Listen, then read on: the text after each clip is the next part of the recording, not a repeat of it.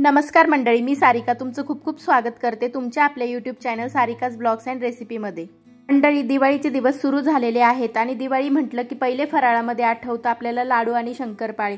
तर तेच शंकरपाळे आज आपण बनवणार आहोत। अगदी बिस्किटासारखे खुसखुशीत आणि खारीपेक्षाही जास्त लेयर्स सोडणारे हे शंकरपाळे खुशीत तर इतके होतात की हातातल्या 2 बोटात सुद्धा हे क्रश होतील। फक्त अचूक प्रमाण फॉलो करा। हे प्रमाण फॉलो करून अगदी नवसखी व्यक्ती सुद्धा इतके भारी शंकरपाळे बनवेल की अगदी दुकानातून आणल्यासारखे ते वाटेल। तर इथं मी घेतलेला आहे अर्धा किलो मैदा। आता मी तुम्हाला इथे मोजून घेऊन दाखवत आहे, एकदम परफेक्ट असं प्रमाण आहे।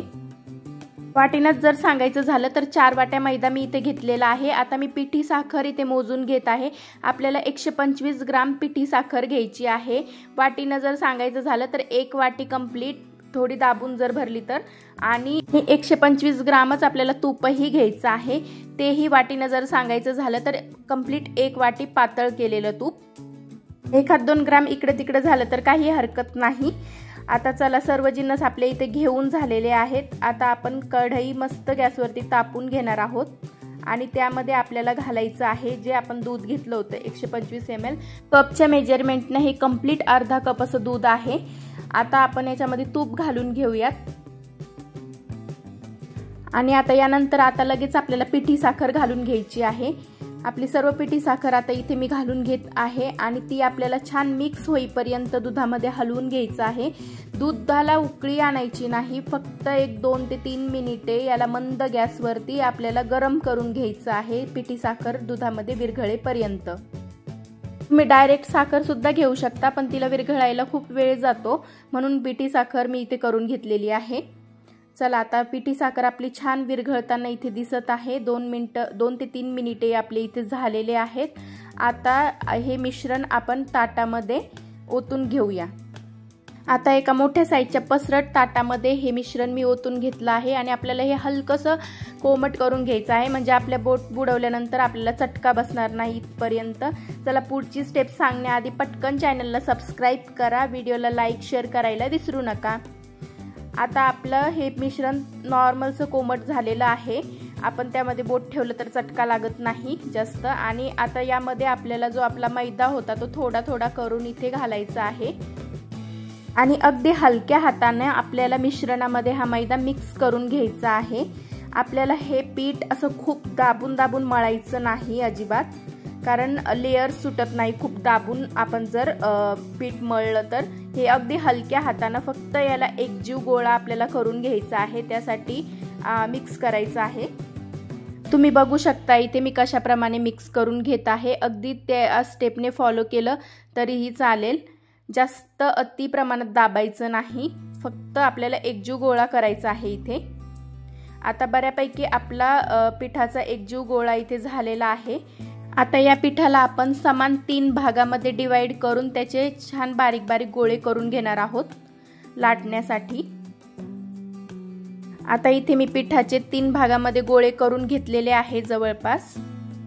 खरंच खूप खुसखुशीत असे हे शंकरपाळे होतात, अगदी विकत आणलेल्या शंकरपाळ्याच्याही तोंडात मारतील एवढे खुसखुशीत आणि एवढे लेयर्स याला पडतात।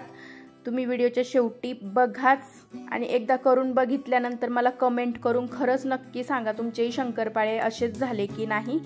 चला, आता ह्या गोळ्याला आपण मस्त लाटून घेणार आहोत। लाटताना ही गोळा असा खूप दाबून वगैरे लाटायचा नाही, अगदी हलक्या हाताने आपल्याला फक्त याला लाटून घ्यायचं आहे। शेपचा वगैरे काही विचार करायचा नाही, जसं स्ट्रक्चर आहे त्या स्ट्रक्चरमध्ये फक्त याला लाटत चालायचं आणि या पिठाची 1 सेंटीमीटर जाडी होईपर्यंत आपल्याला हे पीठ लाटून घ्यायचं आहे। आणि 1 सेंटीमीटर जाडी असं जाणवलं की लाटणं थांबवायचं आणि लगेचच शंकरपाळी कापायला घ्यायची। आता पुन्हा इथं मी एक टिप देणार आहे, पूर्ण शंकरपाळे आपल्याला लाटून कापून घ्यायचे नाहीत, एक एक पारी लाटायची, कापायची आणि ती लगेच तळून घ्यायची, कारण की आपण यामध्ये तूप घातलेलं आहे। जर आपण एकदम सर्व लाटून घेतलं तर ते तूप थिजतं आणि नंतर आपले शंकरपाळे विरघळतात।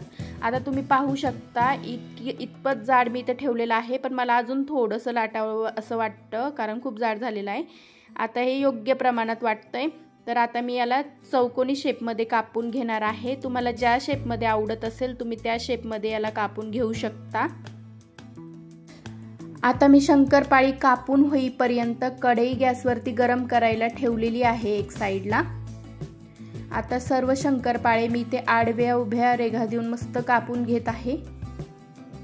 चला, आपली पहिली पारी आता इथं बऱ्यापैकी कापून रेडी झालेली आहे।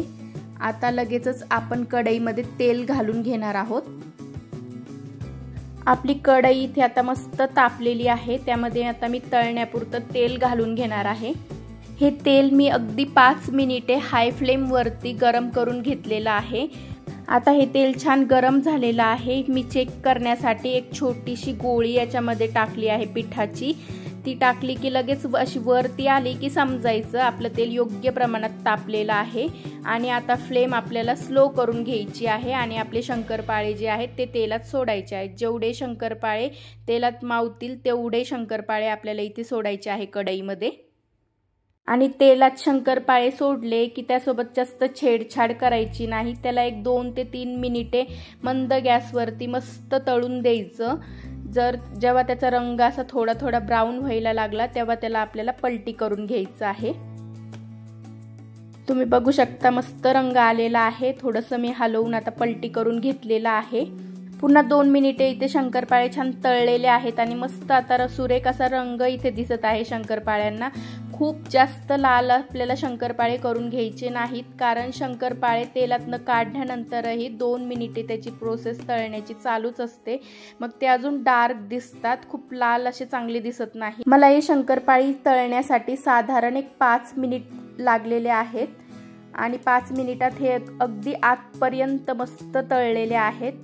तुम्ही बघू शकता खूप छान अशा लेयर्स याला दिसत आहे आणि खुसखुशीतही खूप छान झालेले आहे। सुगंधही खूप मस्त दरवळलेला आहे पहिल्या फराळाचा आणि अगदी 2 बोटातही हे इझिली क्रश होतात। चला, आता पटकन चॅनलला सबस्क्राईब करा, लाईक शेअर करा। पुन्हा भेटूया अशाच छान छान पदार्थांसोबत। तोपर्यंत धन्यवाद आणि शुभ दीपावली। तर रहा आणि खात रहा।